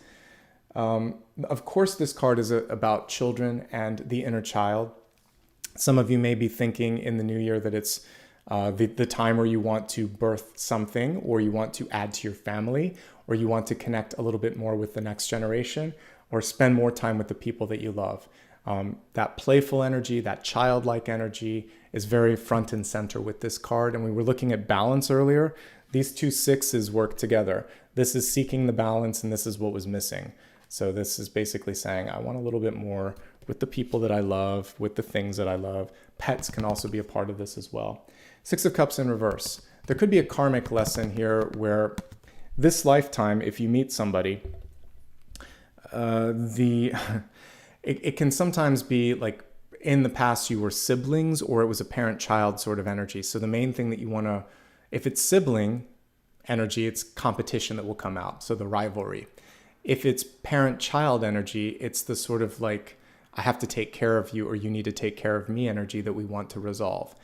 So no competition and no power struggles. So it could be a combination of both. We live many lives. So this lifetime, you're not either of these. You're more sort of like friends or lovers or partners. So we have to kind of like remove the karmic energy of having to take care of or be taken care of or compete for who's the best and who gets all the, I don't know, all the attention.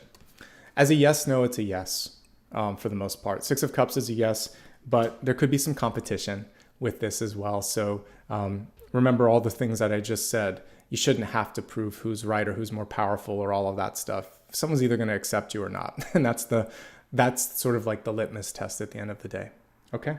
Cool card. By the way, really kind of like abundant card. When we look at this up close, she has like a bunch of clover growing all over.